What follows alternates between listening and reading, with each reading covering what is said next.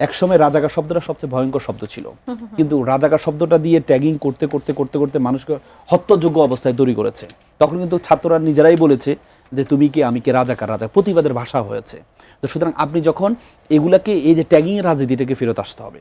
এখন কথা হচ্ছে এই যে বর্তমান যে সংসদ আছে, এই সংসদে কেউ রাজাকার আছে কিনা, এই সংসদে কেউ, আপনি যদি বলেন যে শেখ হাসিনার আমলে যাদেরকে ফাঁসি দিয়েছে তাদের সন্তানরা এখানে আছে, তাহলে এখানে যদি দেলাওয়ার হোসেন সাইদি সাহেবের ছেলে আছে, মতিউর রহমান নিজামী সাহেবের ছেলে আছে, আপনার হচ্ছে, তাহলে তো অ্যাট এ টাইম সালাউদ্দিন কাদের চৌধুরী সাহেবের ছেলেও এখানে আছে।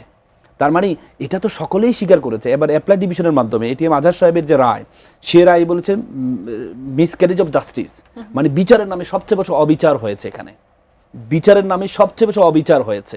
কারণ আপনি 15 কিলোমিটার দূর থেকে একজনকে দেখেছেন, 15 কিলোমিটার দূর থেকে একজনকে, বিশাব আলী হত্যা মামলার যে মামলায় সাইদি সাহেবকে ফাঁসির প্রথমে অর্ডার দেওয়া হয়েছে, সেই বিশাব আলী মামলা তার ভাই সুকরঞ্জন বালি সে সাক্ষী দিতে আসছে হচ্ছে আসামি পক্ষে, তাকে নিয়ে ইন্ডিয়াতে নিয়ে যাওয়া হয়।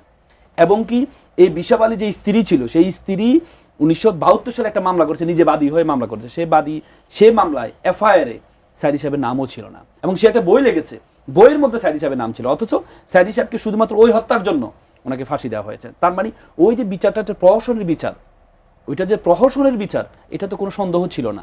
তো সুতরাং আপনি যখন এখন আবার সেম কে রাজাকার ছিল, কে মুক্তিযুদ্ধ এই ছিল, এটা নিয়ে আপনি যখন আসবেন, আমাদের মির্জা ফখরুল ইসলাম আলমগীর সাহেবের এর বাবাকে নিয়ে তো অনেকে প্রশ্ন তোলে যে ওনার বাবা রাজাকার ছিল, প্রশ্ন তোলে।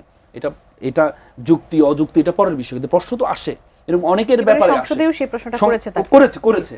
তো সুতরাং আপনি যখন এই মুক্তিযুদ্ধকে নিয়ে আবার বিভক্ত করতে চাইবেন, তখন এটা আমাদের দেশের জন্য শুভকর হবে না।